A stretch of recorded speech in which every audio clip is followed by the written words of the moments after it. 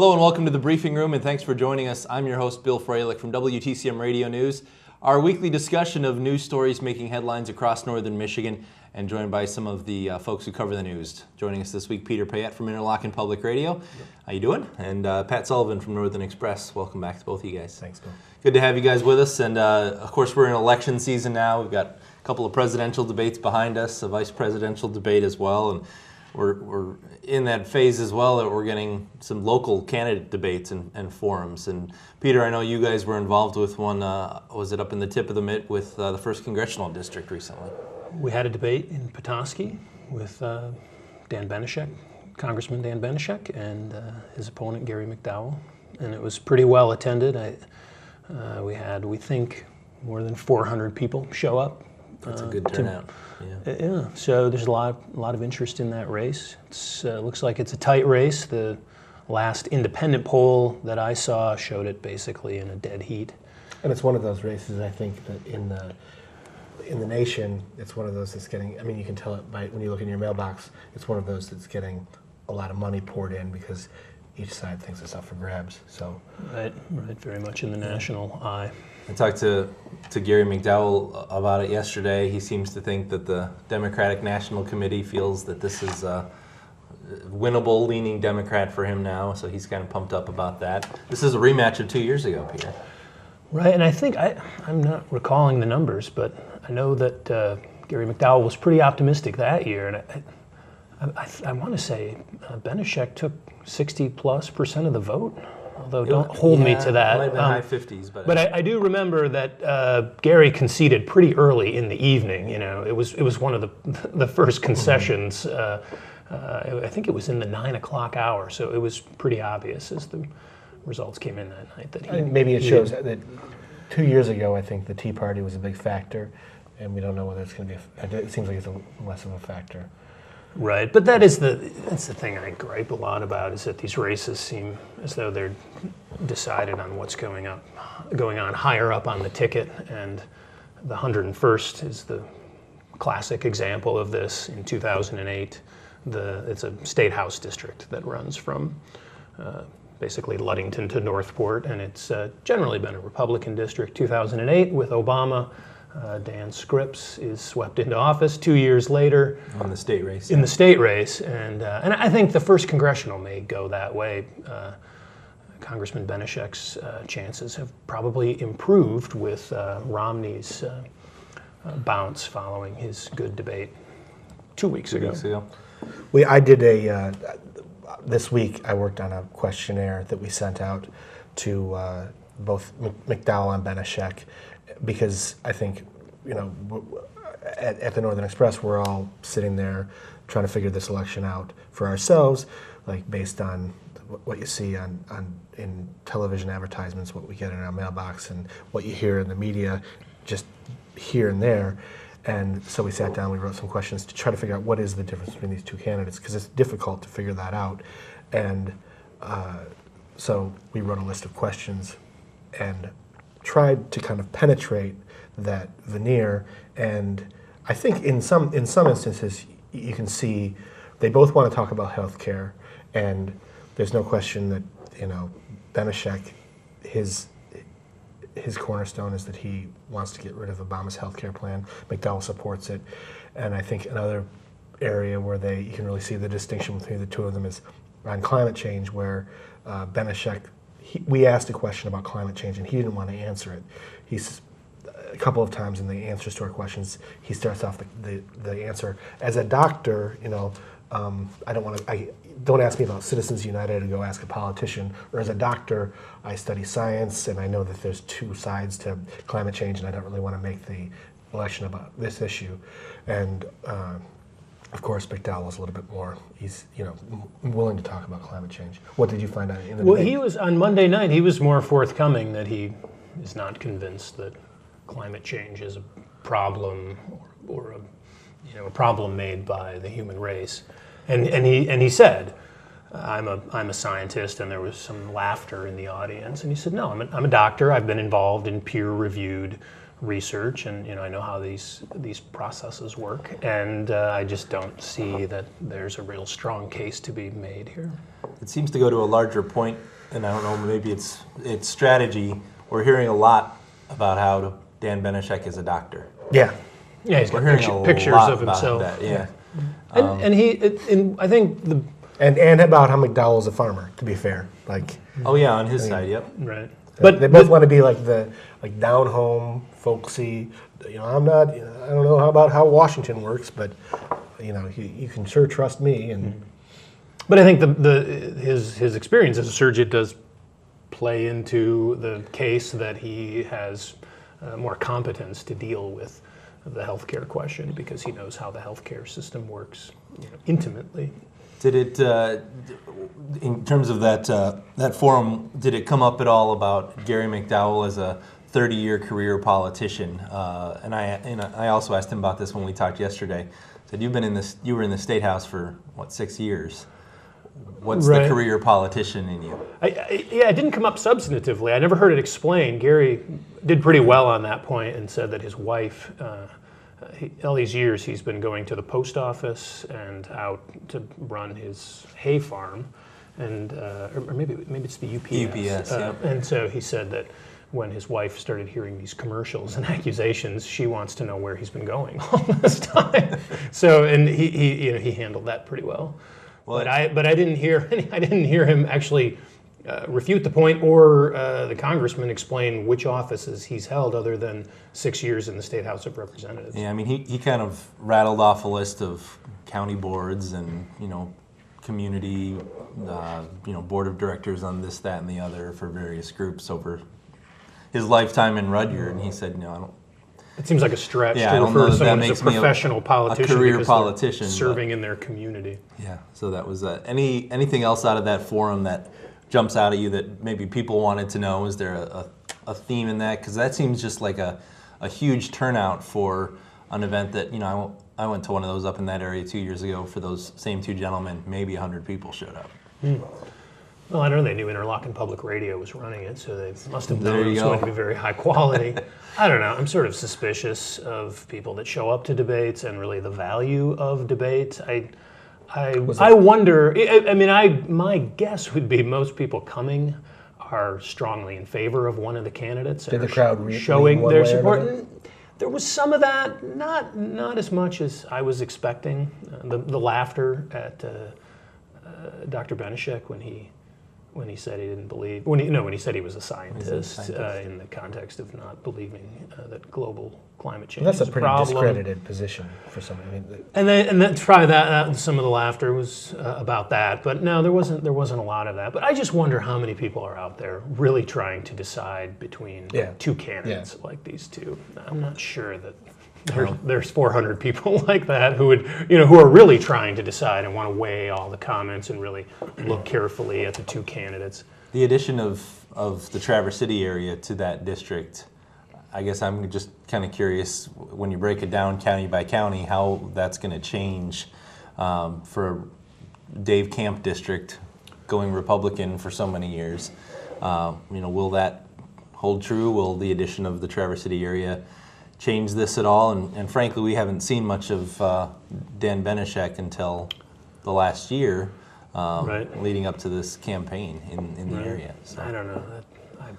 I'm sure I don't know how the redistricting is going to affect anything. Well, let's talk a little bit about a state house race as well. You mentioned, Peter, the 103rd is another candidate forum that you attended or at least aware of in terms of Lon Johnson and Bruce Rendon. Right. There was a forum. It was funny. The folks who were running it, it was at this community center in Grayling, and it was the Commission on Aging building, and they had put it together. And they introduced the two candidates and explained this wasn't going to be a debate, and they had asked the candidates to come and just speak about their ideas and what they wanted to do, and not challenge the other candidate or point fingers. And I was really eager to hear what would happen, because Lon Johnson pretty much has been going around with a very, very pointed message about things that Representative Bruce Rendon has been doing that he thinks are harmful to the 103rd district and the people who live there. And I was interested to hear how he would go along with the terms of the debate laid out by the Commission on Aging and keep running his campaign. And rather than saying Bruce Rendon did this, he kept saying Lansing did this, and this is what they're doing in Lansing. And he continued with the points that he has been hammering, that they gave, as he sees it, a $1.8 billion tax break to businesses, and they paid for it by taxing pensioners and cutting money out of schools. And he pretty much carried on with those points. Bruce Rendon, like a lot of Republicans, is proud of the work they've done in Lansing over the 2 years since the GOP swept state government. In his view, they're dealing with problems that have long been in the making, and they've got the budget balanced. They're kind of getting the house in order, and tough choices had to be made. And he and his colleagues in the last 2 years have been able to make them. I've noticed that's a really Lon Johnson's campaign is really polished. When you see his stuff on TV, it looks a couple levels above what you might expect. And we did a pre-primary questionnaire, and it seemed like a really professionally run campaign. It's the best campaign I've ever seen in Northern Michigan. If you look at his Facebook page, which I don't think is a very effective way to communicate in the 103rd, but it's really nice. It has lots of photos. I remember at one point like he was professional grade photos of him out with the people. Yeah, so getting he had a picture of someone canning tomatoes, and he wrote, and she took a yard sign too. He has a lot of money in the primary. I saw the Michigan Campaign Finance Network reported that he had raised $125,000 for that period. Bruce Rendon, the incumbent Republican, had only raised $75,000.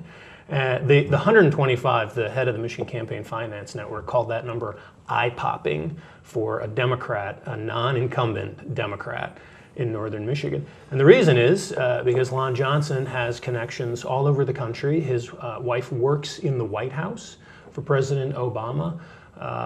If you look at the people who are giving, Lon has a lot of friends all over this country who gave him $500. People in Los Angeles and North Carolina and San Francisco. And he's done very well with the traditional Democratic Party players in this state, the unions, because they see a possibility to take this seat. So they're behind him. When I was following him around one day, he had a Democratic Party, staffer. I don't think they have that many staffers, and I think those people go and help in the races where there's a chance. Sounds like he might actually be a career politician.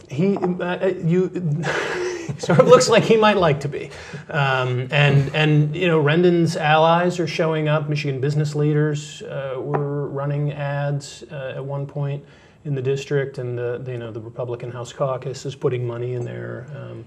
And they want to let everybody know that in their view, Lon Johnson is an outsider. He's not lived in the district very long at all. And it seems to me, in terms of the money equation, Lon Johnson has got it made. I mean, we're hearing a lot of Lon Johnson, and we're hearing this murmur of he's an outsider, but that's really the key attack, is that he's not from here. He just moved here. I think so. That's probably their best line of attack. They may also the 103rd, though it's a little different after the last redistricting in the census, but it has traditionally been held by Democrats, most recently Democrats with the last name Sheltron, but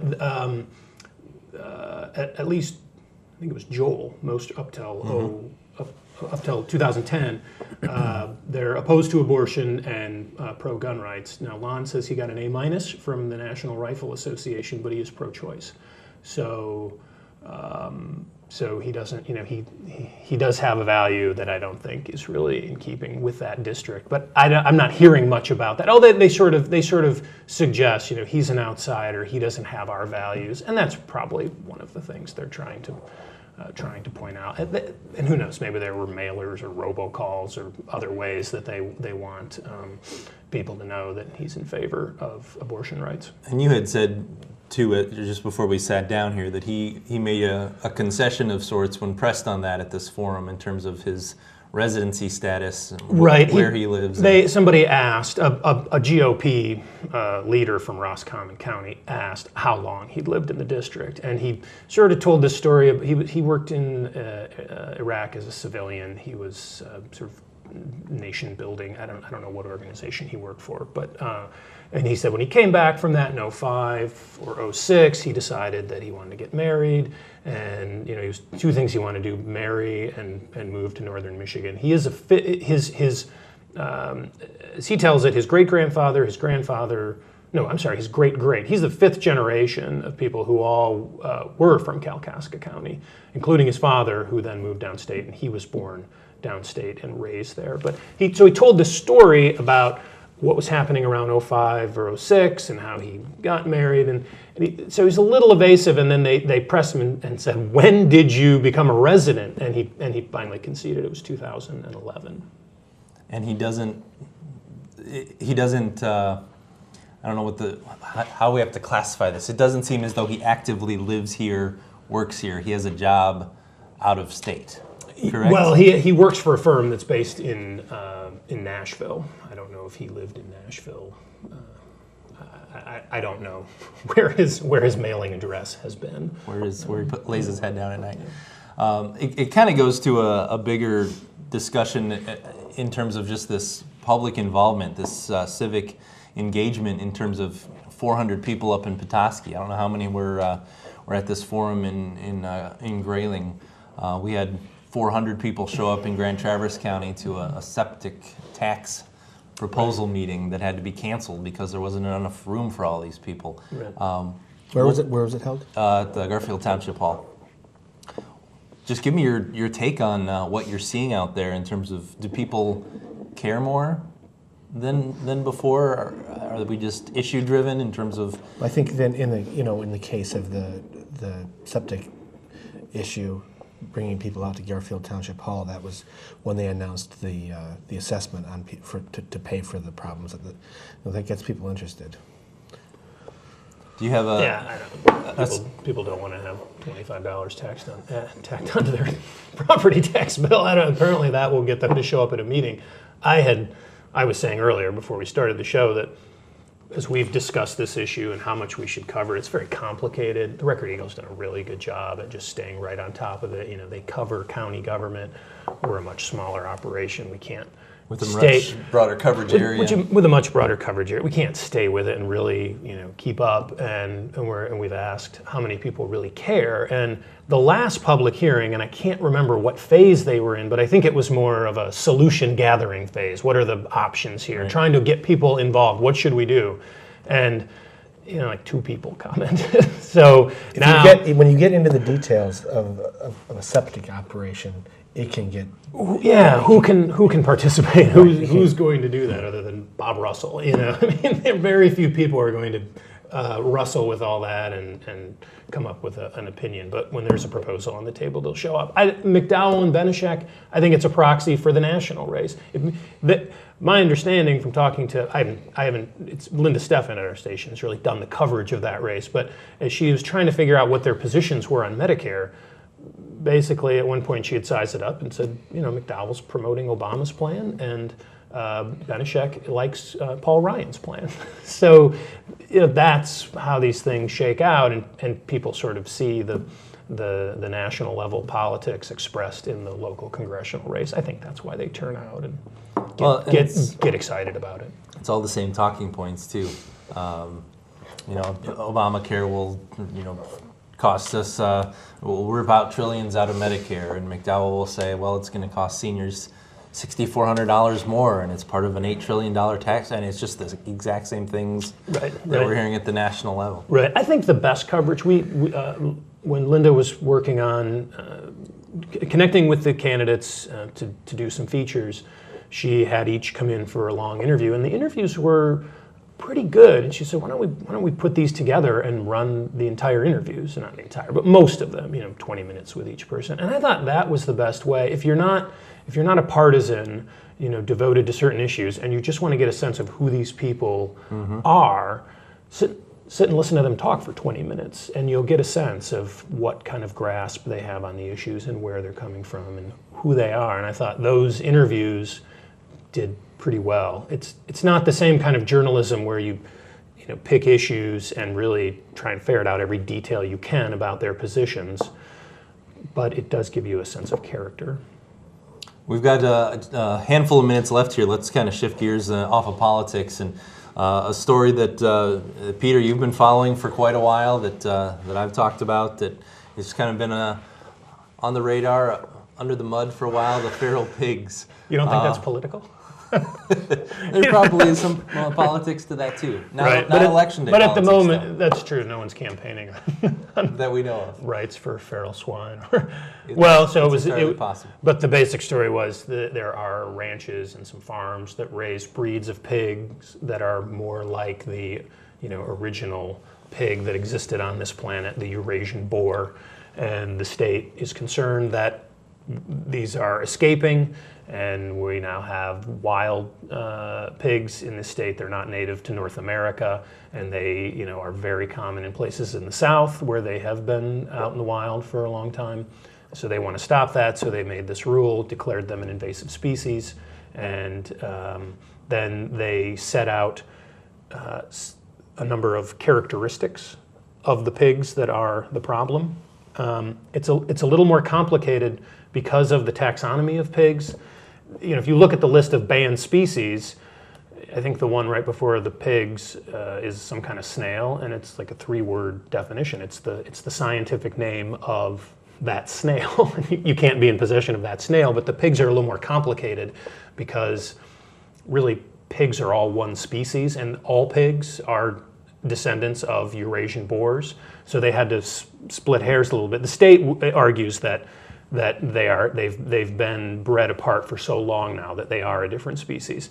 And I don't think that's really germane to where the legal arguments are right at the moment. But basically all the cases, because ranchers have sued a farmer, Mark Baker down in McBain has sued, and their first argument is that the law is vague. It's unconstitutional. It's a vague law. They say any pig in the state of Michigan could be identified as a banned species based on these characteristics. And there's even one at the end. It says characteristics not yet known to the DNR that are later identified by the state, or later identified by the scientific community. So they're saying we may add to this list. And so the farmers are arguing, and the ranchers, that we can't know if we're in violation of this. It's too unclear.